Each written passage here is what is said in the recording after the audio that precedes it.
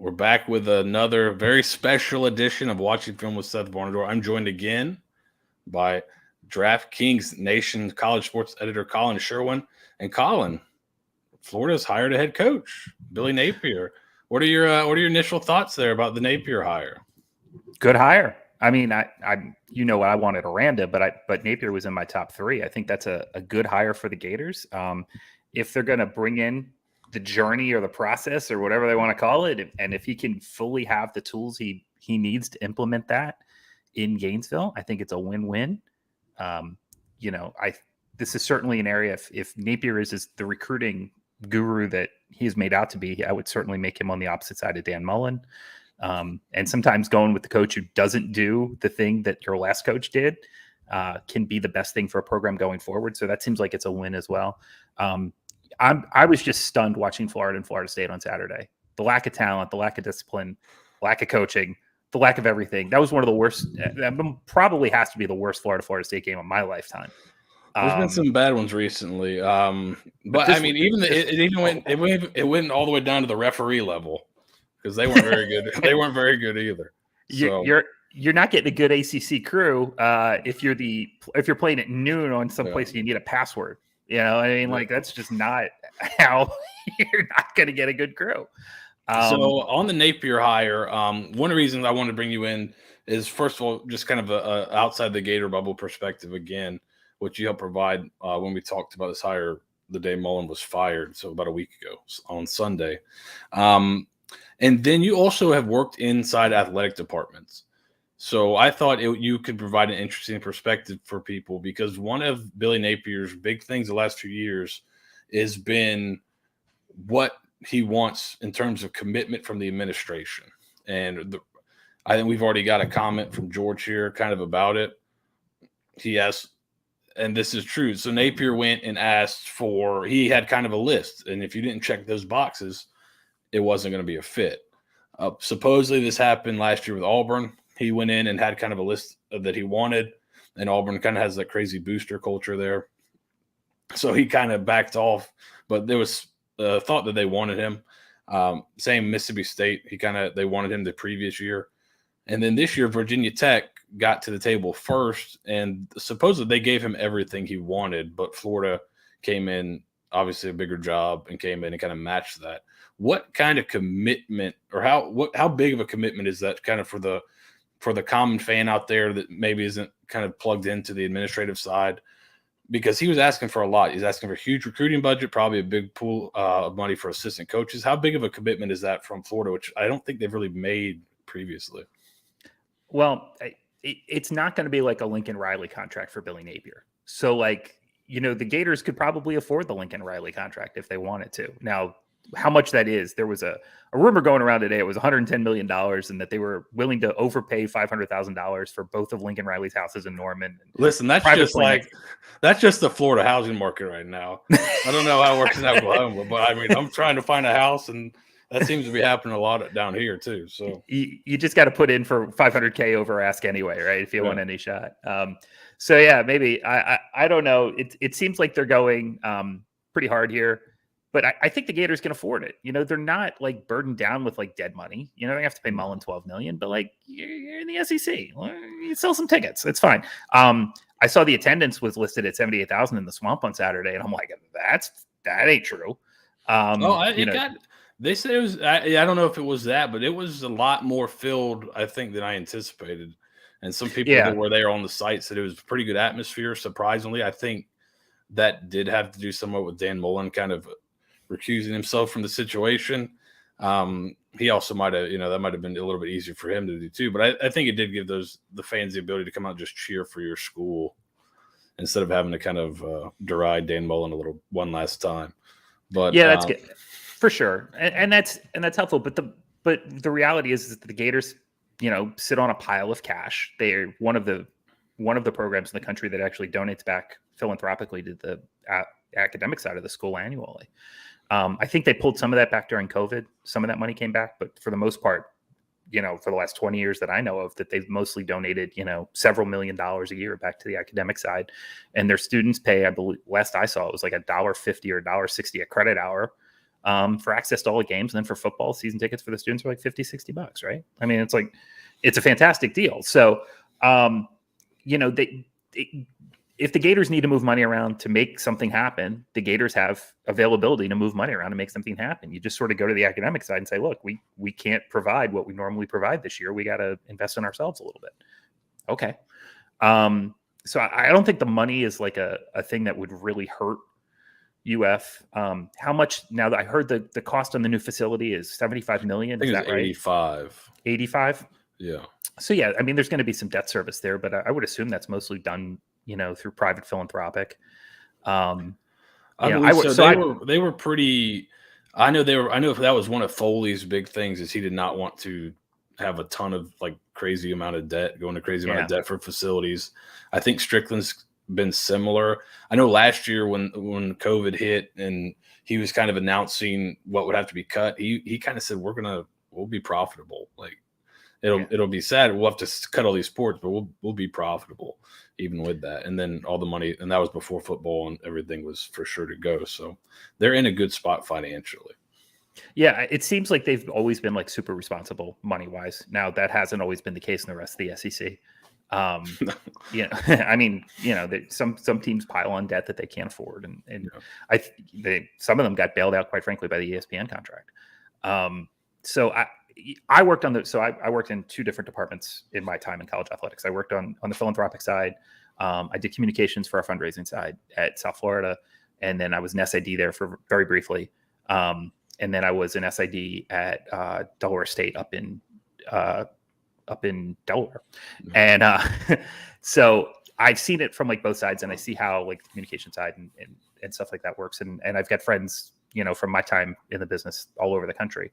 That's the good thing about that business is that you meet people that you are always connected to in, some way, shape, or form. Different programs do things differently. Every place has their own culture. Everybody's a little different. The Gators, though, I would say in terms of culture, have been one of the standout successes of any program in the country.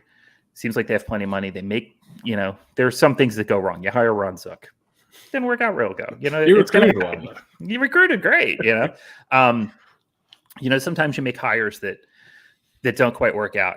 Mike White is this is a prove it season, but like right now they're proving it. You know what I mean? So I think for them, that you can find some wins in there. Kevin F. Sullivan for baseball did tremendous things for that program. So I think for the most part, the Gators have always been on the right side of history. If you need a $5 million recruiting budget, go get a $5 million recruiting budget. Because right now, you look at these seven FBS schools in the state of Florida, and man alive, there's just not. There's too many kids leaving. These teams aren't good. The game Saturday was a bold statement to that effect that the two biggest schools in the state. As much, yeah.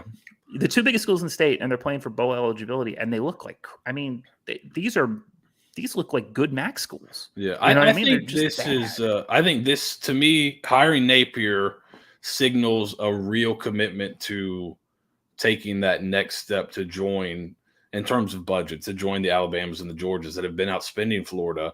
I think a lot of schools in Florida, including USF, including UCF, including FSU, Miami, all of them really kind of thought that their proximity to talent would be enough to overcome dollars being spent.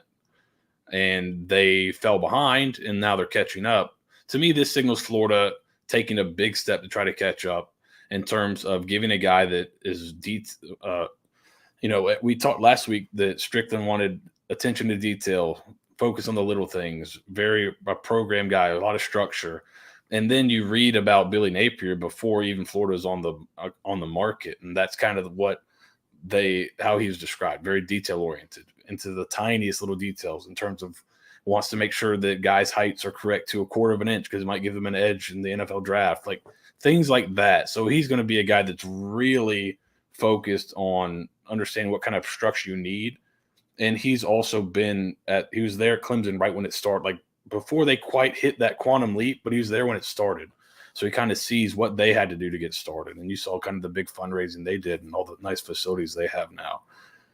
And then I think and then he got to see the monster at Alabama when it was, he was first an analyst there in 2011. So it wasn't fully formed quite yet.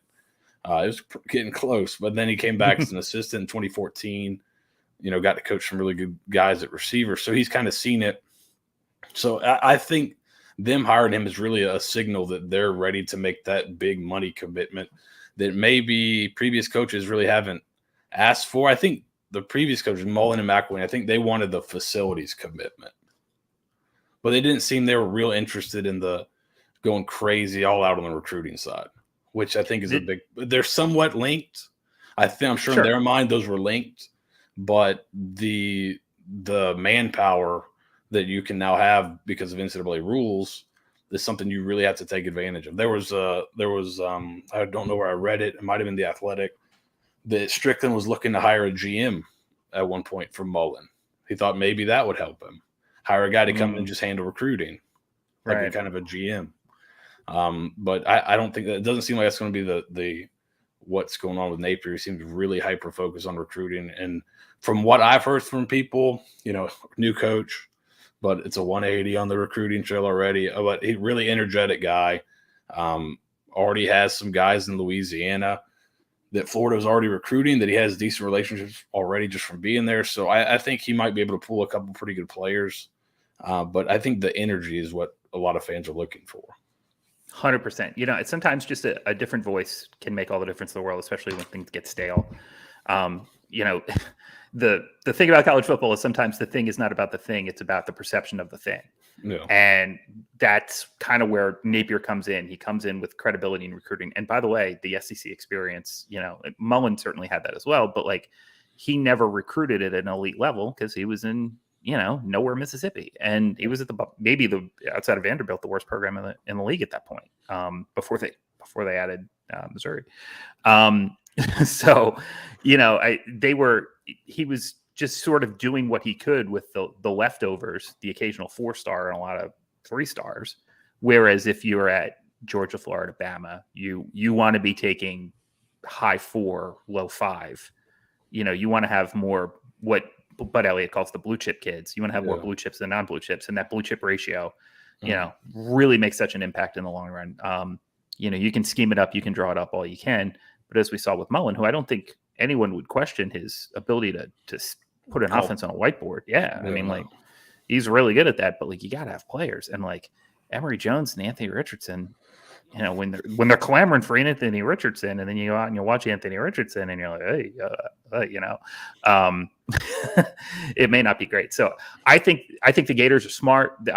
That alignment thing that everybody talks about, having a president, a board, an AD, everybody on the same page, a donor base all on the same page. That seems to be where they're going.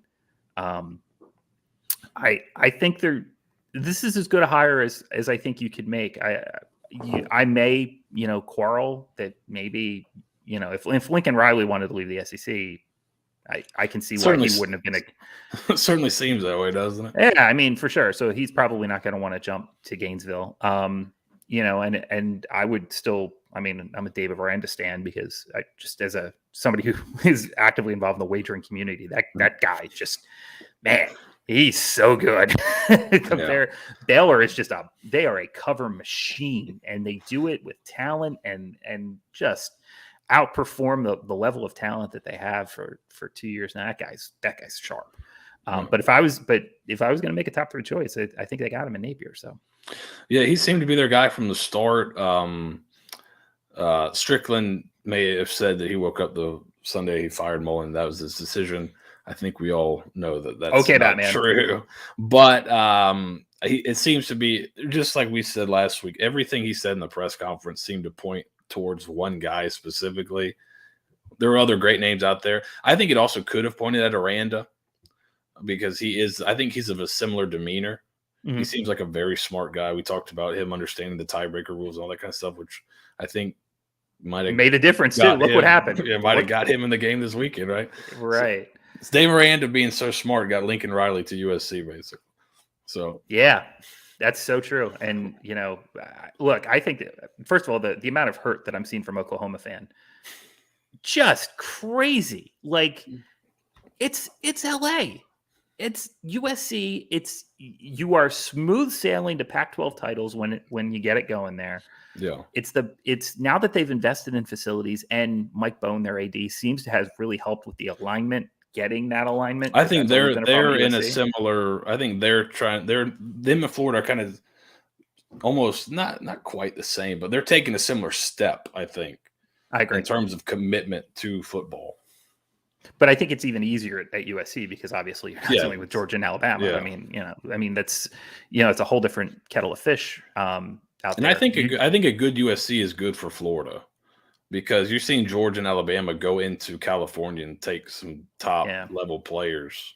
Florida's gone in there in the past, but not as much as they're doing now. I think the Bowers kid for a tight end, it might be from California for Georgia. I know that Alabama started quarterbacks from California. So a good USC can kind of flatten it out and I think bring a little more parity. So I don't think that's a bad thing for Florida fans either.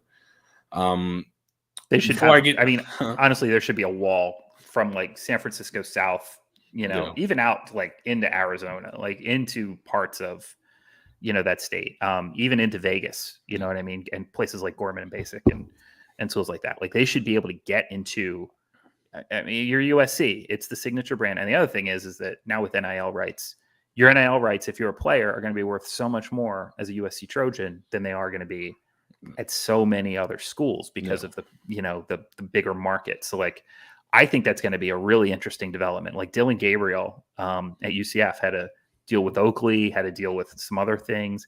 Now he's in the portal. That's a kid with a rocket arm, an accurate arm that makes good decisions. Not like doesn't look like a super NFL guy, a little small, but I still think he could certainly play in the NFL, but maybe he's not like a top 5 pick or anything. I wouldn't think, but he's very productive player. I know Ole Miss has got some buzz. We're getting some questions in the chat about doing a film breakdown. That's probably something I'm going to put out later this week. I've got some of their games from the past couple of years. It may not end up mattering because I'm about to talk with Riley Reed about this. It seems as if he's going to go outside of. I don't think he's going to be calling plays. I think he's going to kind of take more of a CEO level and hire big time coordinators, is what it seems like. But we'll still take a look and see what he likes to do. But Collin, before I get you out of here, any last thoughts on this hire, and then give me a pick for the SEC championship game this week. So I'm going to take that in reverse order. Georgia open -4. That's a gift. I mean, from a betting perspective, -4 in that game, like Georgia is a touchdown better. More than a touchdown better. I got Georgia -7.5 on my sheet. You know what I mean? So to me, that is just a bad number. I like Georgia. I like Georgia to cover. I think this is the best defense of my lifetime. I think it goes to 2019 LSU, and now this defense from Georgia. They are just productive enough offensively where I think, and we've seen some gaps especially in the back end with Oklahoma this year, or with Alabama, excuse me. Yeah. Secondary just seems like you can outrun them. You can beat them in coverage. There's not really that lockdown defensive back that we've seen from Alabama before. Yeah. I think Georgia, this could turn into a pacing. And here's the thing. This is the game they've been looking forward to all season. And as we saw with Michigan against Ohio State, sometimes that matters. Yeah. You circle the game, you're going to play that game. This is that game for a program that really needs to get over that hump. And the players are going to come to play. I think they're just better anyway. There's no way they're not going to be focused to play Alabama. So no, they're not looking past. There's no look ahead here. Yeah.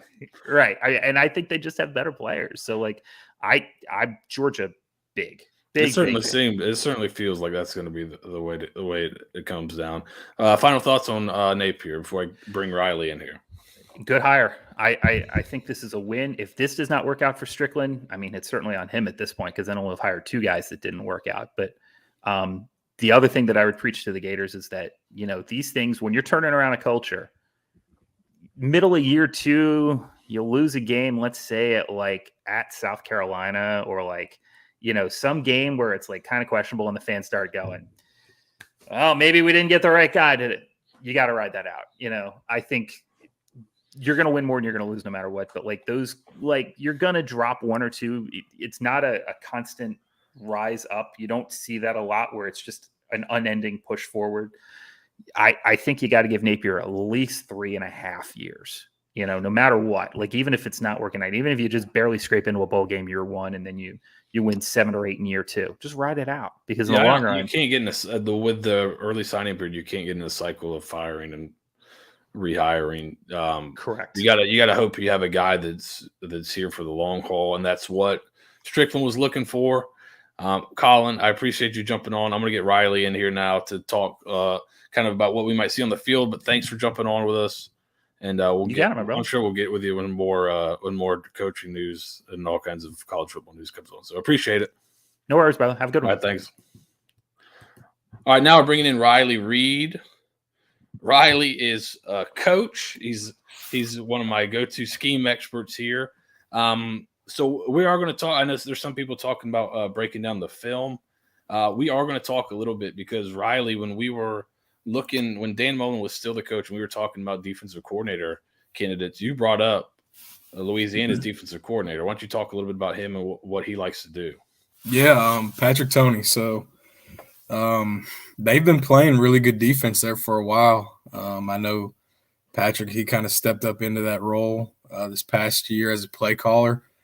He was there when Ron Roberts was the coordinator, and Roberts is now at Baylor. So if you watch any Baylor, kind of a similar style, right? So the team that kind of like just stunned Oklahoma and maybe one of the best defensive performances I've seen against Oklahoma, and what Oklahoma does normally gives a lot of people fits. So he's off that tree. Kind of a multiple defense. They play some odd front. They play some even front. A lot of edge pressures. They're big on what they call them creepers. So it's where they're giving you their base picture like pre-snap, and then they're going to do – it's a 4-man rush, but they're bringing someone that's not basically a down defensive lineman. So, like, they'll bring their nickel and they'll drop their boundary outside linebacker who's normally attached to the box. Yeah. Or they'll run a plug with one of their backers and they'll drop the boundary outside linebacker. Yeah. So they'll basically, right, just the way non-football people think about it, they'll kind of they'll show a bunch of guys at the line of scrimmage, get the pass protection to turn one way or the other, and then they'll end up bringing only 4, but a lot of times you get a free rusher, right? So that's more of their third down stuff. Their simulated pressure stuff. Okay. But their creepers are more like every down type of scenarios. They'll call them on first, second, third. It doesn't matter.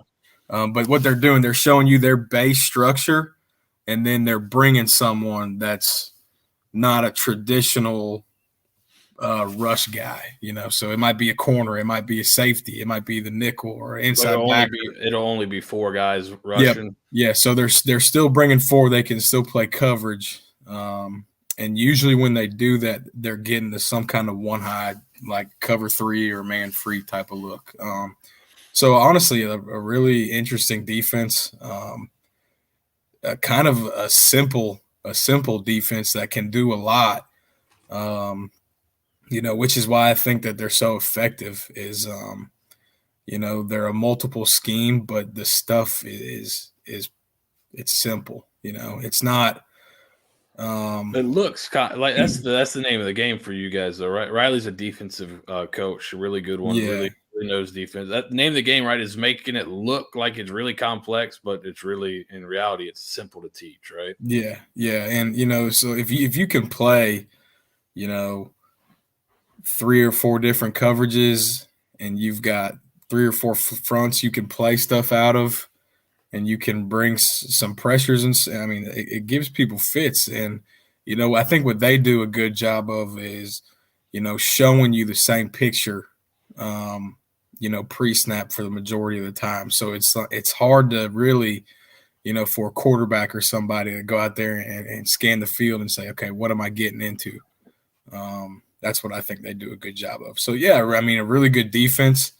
I've heard he's probably not going to bring Patrick Toney with him, which I think is a shame. I think he's a really good coach. I've heard like a bunch of people. I saw his name get brought up a lot. I know if you follow Smart Football, mhm.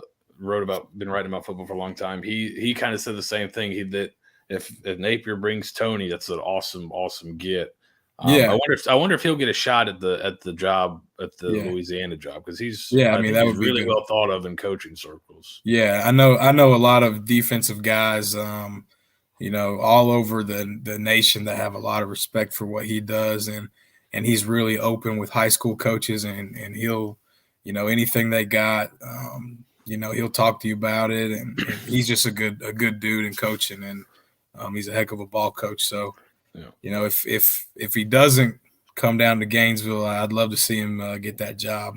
Yeah. So, And then on the other side of the ball, just watching him briefly, and we're kind of just giving just an idea. So the idea defensively is you got a team that's not kind of real passive, right? You would kind of describe them as they're a little more assertive on defense, kind of make the offense react to them, not just kind of sit back and react to the offense.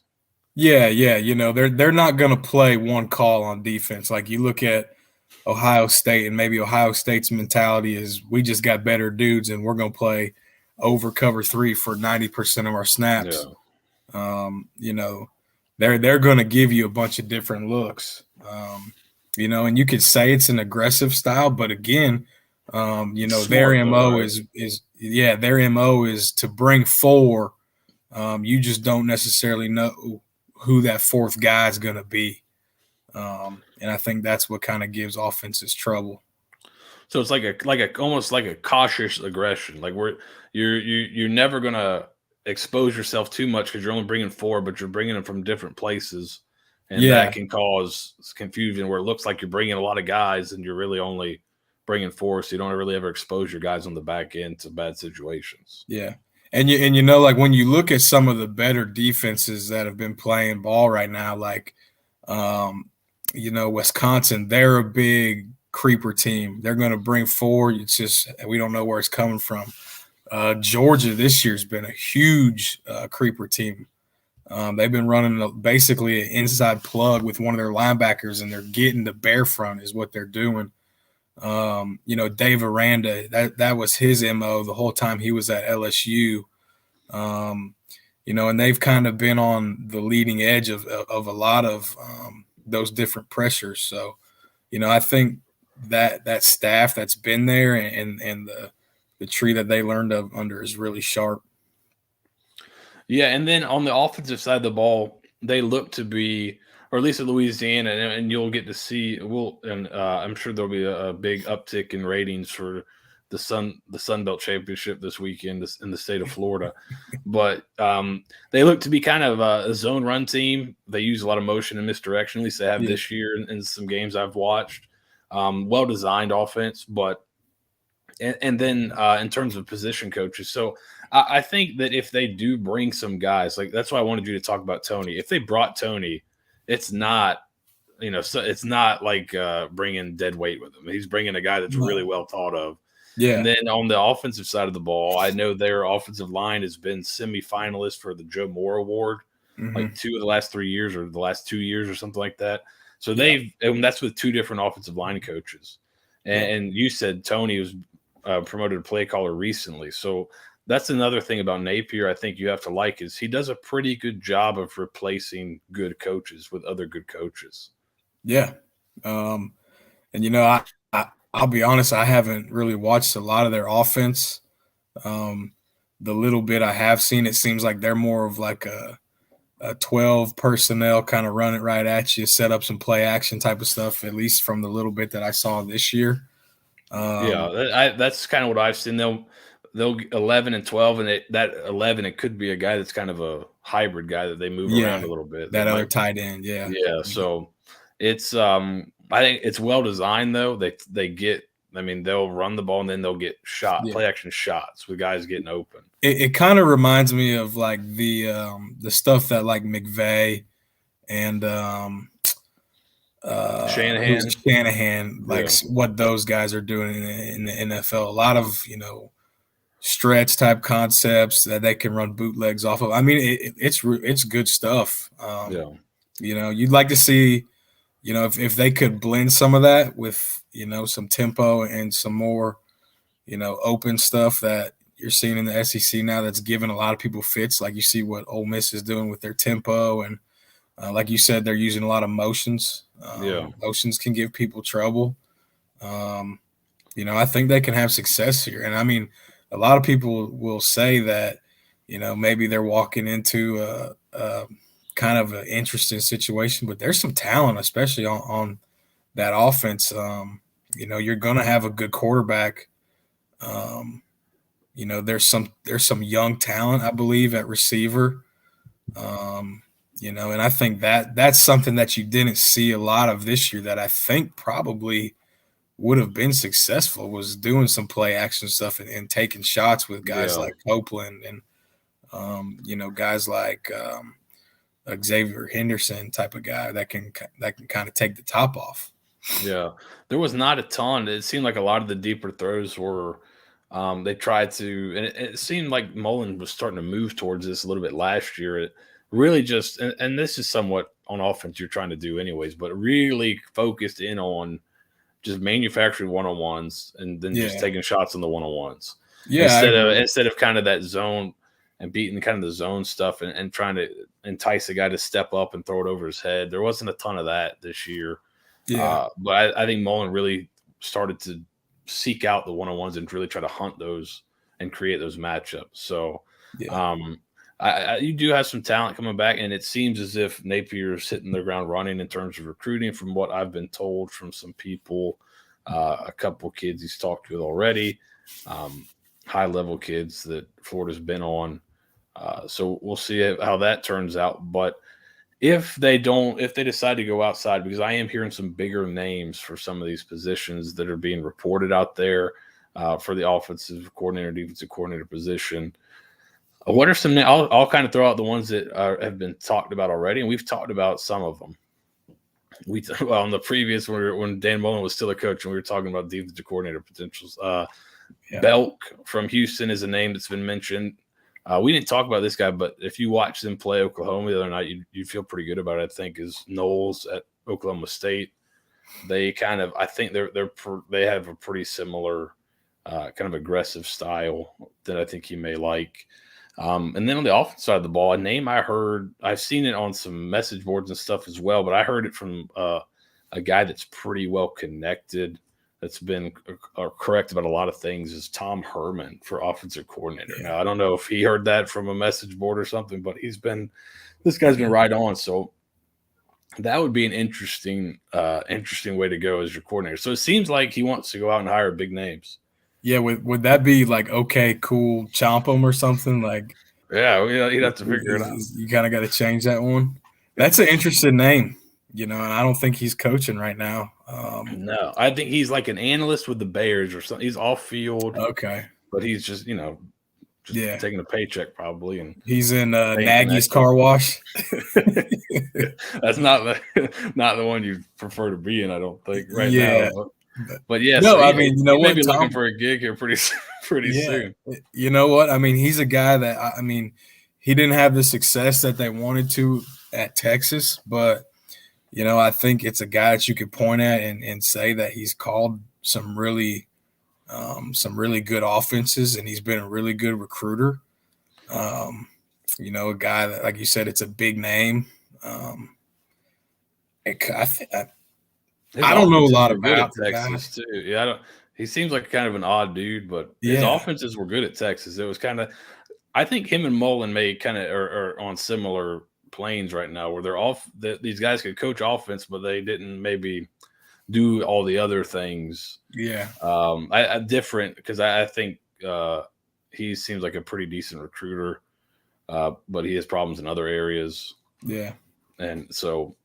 Well, I wonder how similar, like, both of them kind of coming from Urban Meyer's tree, and I know that Mullen had been apart from him for a long time before Herman got with Meyer. But I wonder, if there's a lot of similarity. And, I haven't really honestly I don't watch a lot of offenses at that level, to be honest.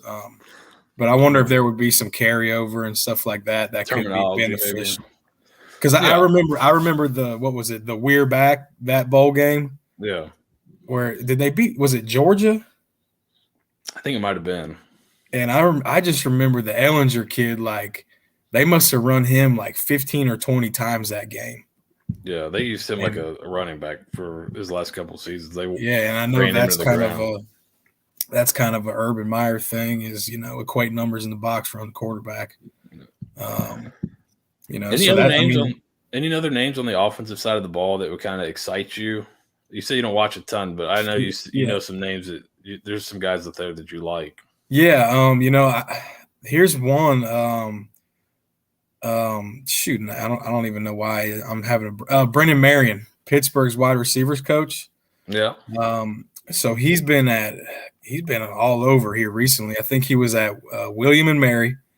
So he played at Tulsa for when Gus Malzahn was there. And then, he went to William and Mary. I think he was the coordinator there. And then he was in Hawaii, and now he's at Pittsburgh. And the uptick in Pittsburgh's offensive production this year has been it's been really impressive. And he's just the receivers coach there. I don't know if he might be the passing game coordinator or something like that. Yeah. But he's a young dude. Taking off. Kenny Pickett is taking off this year. So yeah, he's a young guy. I think he's really respected in the high school coaching community. He's kind of like Patrick Toney in a way that it seems like he's really open for coaches that want to learn, that want to talk to him. He originated something called the go. He's the go-go offense, right? The go-go offense. Yep, two backs on the same side. Yeah. Yeah. Florida's got some good backs, so yeah. So that might be like a dark horse you maybe take a flyer on. Well, a guy that I would be really interested to see at Florida is but I think he's in a pretty good spot right now, and he seems like he might be a guy that's coming open for some bigger jobs too in terms of head coaching. Is Jeff Lebby? Yeah, I think he's real. He's been great everywhere he's been. I like the way he how aggressive he is, and he also does a good job. He seems like he's a high flying, wide open guy, but they run the ball a lot and run it really well. And with Florida's personnel, I think that would work well. I was talking to my dad when they dropped the news about the hire, and he was asking who you want to be the offensive coordinator and defensive coordinator, and I said Jeff Lebby and Glenn Schumann. Yeah, I'd take that. I don't know how realistic that one is. I mean, you would think that Florida would have more to offer than Ole Miss, and I know he's not necessarily tied to Lane Kiffin, like this being their first year together. And there's also the potential that maybe he's not the sole play caller, and maybe he would want to, have that type of power. And if that's something that, Napier would give him the opportunity to do, that's something that could possibly boost his resume.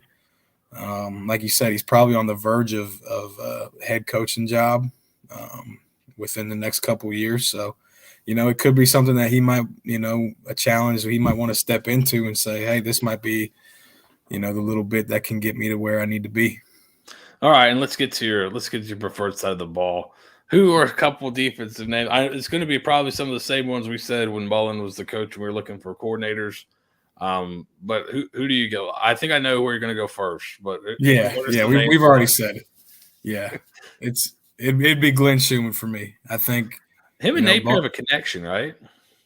They do. I mean, so they were both there at Alabama. Now Schumann would have been, I guess, just like a student assistant at the time, maybe a graduate assistant. But there is a connection there. They have worked together. So. Barring Dan Lannon maybe getting any kind of Virginia Tech love or something like that. I think you give the guy a call.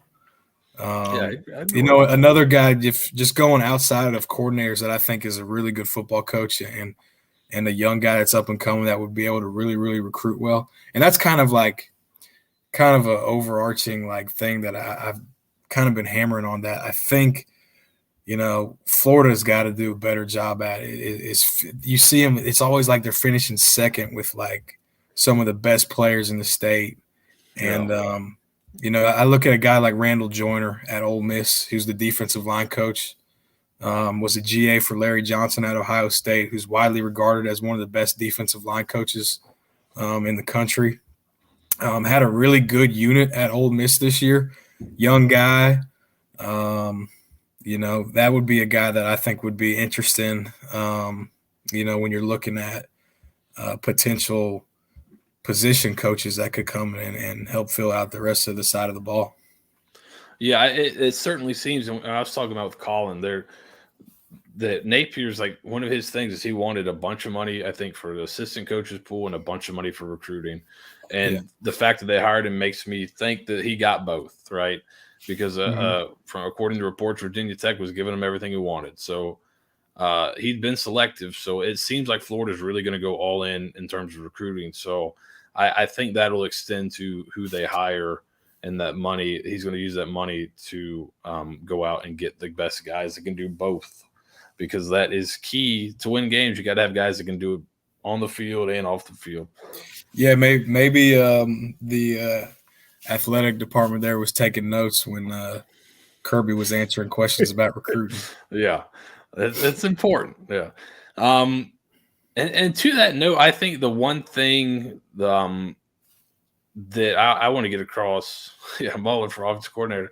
Yeah, I don't think he would swallow his pride, but he would be a pretty good one. I think he might be going into the Saban wayward coaches and replacing Bill O'Brien after this year, because I don't think they're getting along too well. That would be an interesting combination. But Auburn should have went for 2. Just sidebar. Sidebar. I said they had one good 2-point play. Yeah. And they saved it for the shootout. Just call it in the first OT and you win the game. You had a really good one. Your next one was just dragging a guy across the back of the end zone. Yeah. If that's all you got for number 2, you might as well go out running number 1. So I think one thing I did want to I've seen and then people have been talking about this and then shooting it down and calling, Napier. Is he because he's from the Saban tree and all the guys that have failed on the Saban tree.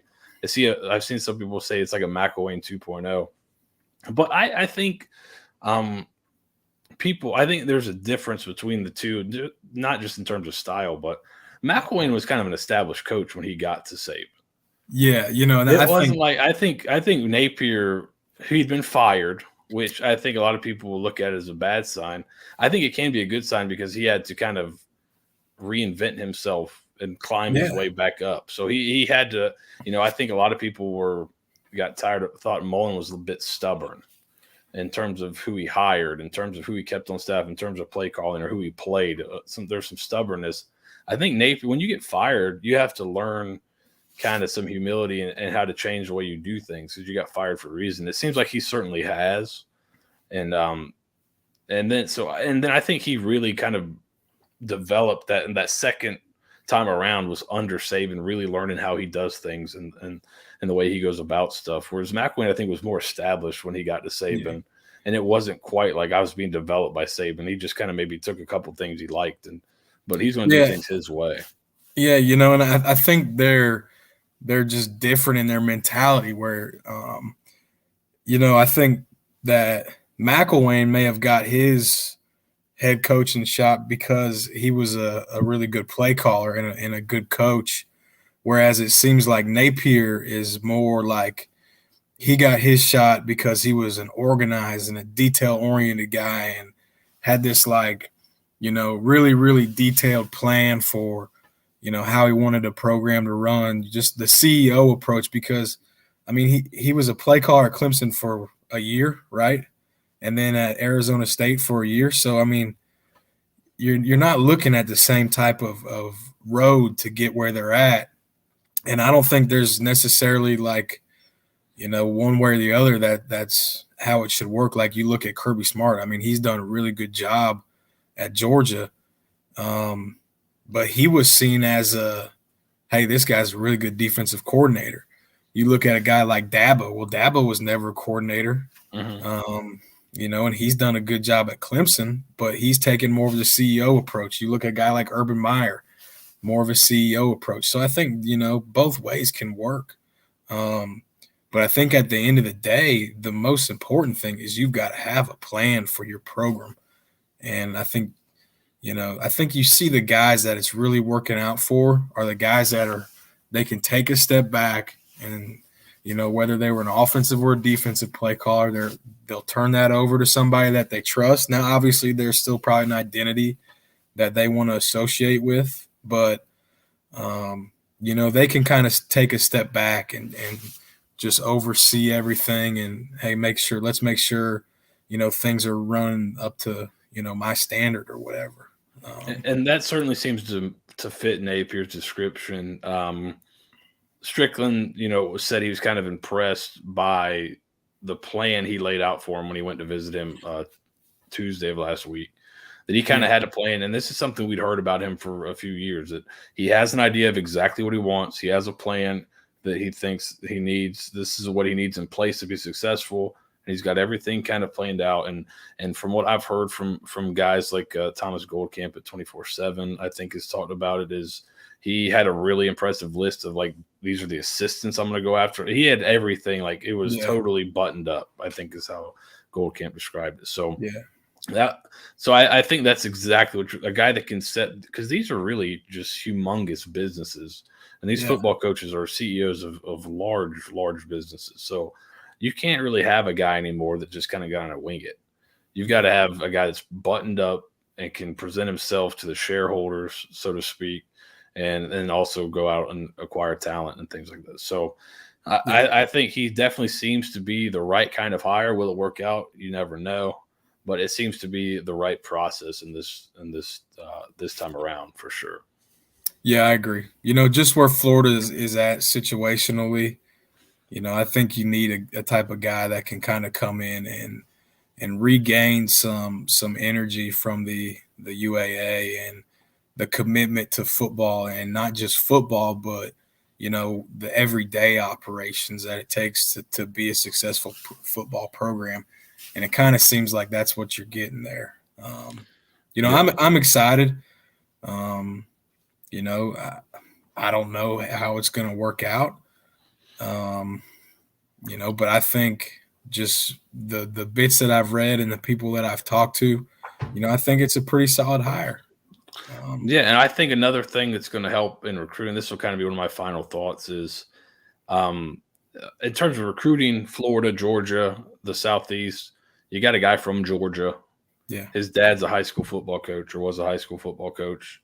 This is going to be a guy that can relate to high school football coach as well in Florida and Georgia. And that'll go a long way. Once you kind of have those guys behind you and the trust of those kind of guys, that can really help you out in terms of those recruiting relationships. So I think his background, everything seems to be exactly what you're looking for. Now we'll just see how he puts the staff together and then how they play on the field, which, is pretty important too. So unfortunately for him, he starts off with Utah at home next year. Yeah. Well, and like you were saying, a guy that has pulled big time recruits out of basically every major state in Florida's recruiting blueprint, a guy that's pulled guys from like an Amari Cooper out of Miami Northwestern, has pulled guys from North Carolina and Georgia and your Louisianas and Mississippis and Alabamas. I mean, that's kind of Florida's blueprint that, if you're saying there's 5 or 6 states that we want to really hammer, they probably need to be those 5 or 6 states. And, I think he's a guy that's tied in, and just hopefully that plan works out and hopefully the UAA will back him. I think that's what Florida's been missing, to be honest, is an emphasis there. He's about to walk into a program that's getting an $85 million facility. It should be easy to sell that. So, I think you'll see improvements there. And then, it's just hiring the right coaches that can develop talent and put a good product on the field on Saturday nights. Yeah, I think we both think this is a kind of a good process, good hire here, but we'll see how it works out. Riley, thanks so much for joining me. I appreciate it. I may jump back in here later in the week with a look at Louisiana to kind of see how they played. I pulled some games for this season, last season, their game against Iowa State last year, Texas and App State this year, to kind of see. So I may jump back on here Wednesday and show kind of how they like to play Louisiana. It may not matter because he may go out and hire 2 different coordinators, but at least you get to see kind of what style he prefers. Because I don't think he's calling plays now, but you can kind of see what his team looks like a little bit. So may do that later on this week. Appreciate you guys listening. We'll try to do more of these as more news comes out. Riley, thanks again for hopping on here. Always a pleasure. All right. As he says, right, scared money don't make money. Smoke them if you got them.